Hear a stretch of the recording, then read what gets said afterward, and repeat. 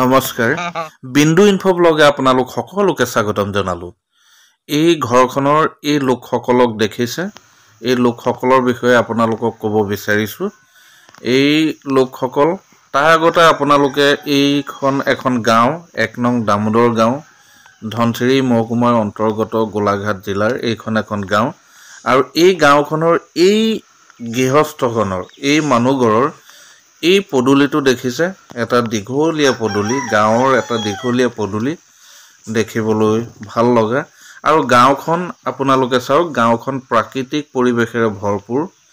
এখন সুন্দৰ পৰিষ্কাৰ গাঁও আৰু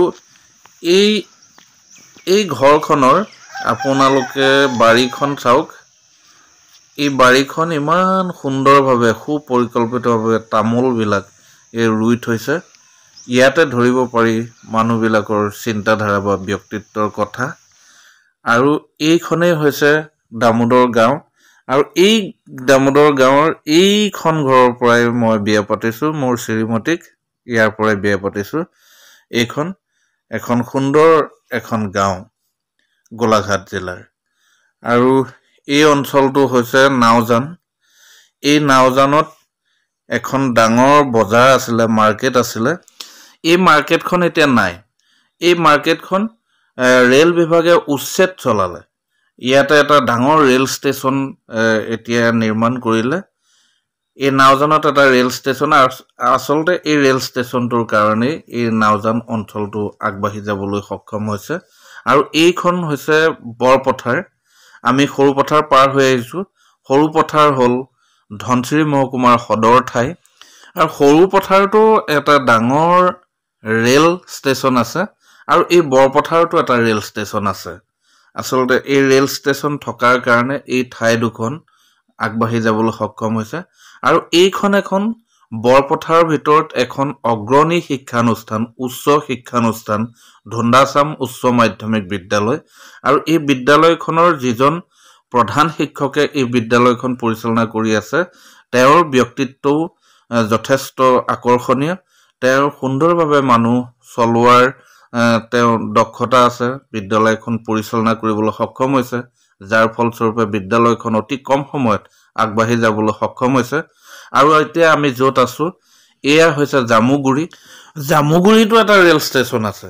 আৰু এই ঠাইখন পোনপটীয়াকৈ পাৰ হ'ব পৰা হ'লহেঁতেন হয়তো ৰেল বিভাগে কিবা পৰিকল্পনা কৰি থৈছে যাৰ ফলস্বৰূপে এনেকুৱা দীঘলীয়া আৰু এইখন হৈছে এখন চাহ বাগিচা কি চাহ বাগিচা এইটো নাজানো আৰু আহি এয়া বেঙেনা খোৱা চাৰিআলি গোলাঘাট জিলাৰ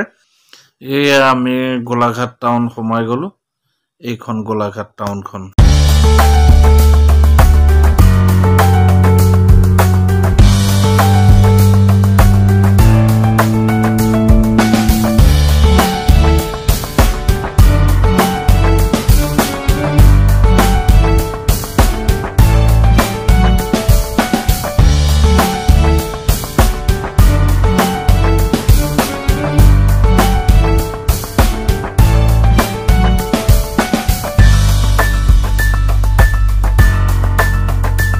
আৰু আমি আহি এয়া গোলাঘাট টাউনত এই উইংগাৰ ষ্টেচনত আমি এয়া নামিলোহি নমাৰ পাছত আমি আকৌ আৰম্ভ কৰিলো যোৰহাটলৈ বুলি এয়া আমি পাই গলোহি দেৰগাঁও এইখন দেৰগাঁও টাউনখন এই দেৰগাঁও টাউনখন আজিকালি 4 লেন যুক্ত হ'ল এখন সুন্দৰ টাউন বহল ৰাস্তা 4 লেন যুক্ত ৰাস্তা 4 লেন এইখন আৰু এই দেৰগাঁওতে এখন আৰক্ষী প্ৰশিক্ষণ মহাবিদ্যালয় আছে পিটিসি পুলিচ ট্ৰেইনিং চেণ্টাৰ আমি এতিয়া আমি দেখিম পুলিচ ট্ৰেইনিং চেণ্টাৰ এইখনে হৈ গ'ল পিটিসি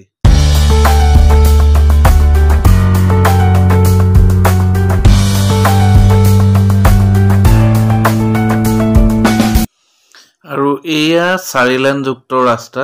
4 লেন যুক্ত বহল ৰাস্তা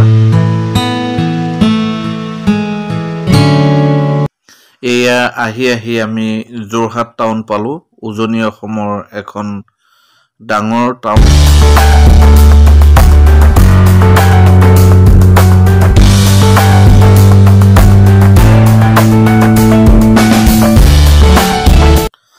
এইখন হ'ল যোৰহাটৰ নিউ বালিবাটত অৱস্থিত ৰাণী ৰেষ্টুৰেণ্ট। এইখন ৰাণী ৰেষ্টুৰেণ্টতে আমি আমাৰ আহাৰ গ্ৰহণ কৰিলোঁ, আমি ভাত খালোঁ। আৰু এইখন পুৰণা বালিবাটত থকা, যোৰহাটৰ পুৰণা বালিবাটত থকা এখন সুদৰ্শনা ৱাৰড্ৰব এইখন দোকান। এই দোকানখনত আমি সোমালোঁ।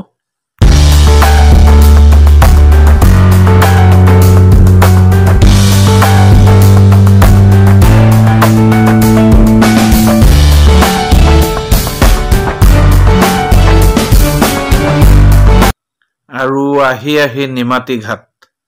এই নিমাতী ঘাটৰ পৰাই মাজুলীলৈ যাবগৈ পাৰিব। এই নিমাতী ঘাটত যাত্ৰীসকলে প্ৰথম টিকট কাটিব লাগিব আৰু টিকটবিলাক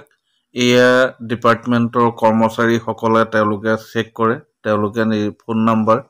আৰু এড্ৰেছ লিখি মানুহবিলাকক এই ফেৰীত প্ৰৱেশ কৰিবলৈ তেওঁলোকে সুবিধা দিয়ে। আৰু আমিও টিকট কাটি আমিও তেওঁলোকৰ ডিপাৰ্টমেণ্টৰ কৰ্মচাৰীসকলৰ ওচৰত নাম লেখাই আমিও এয়া ফেৰীখনৰ ভিতৰত প্ৰৱেশ কৰিছোঁ। আৰু এনেদৰে আমি আহি মাজুলীৰ ঘৰত আমি পাই গ'লোহি।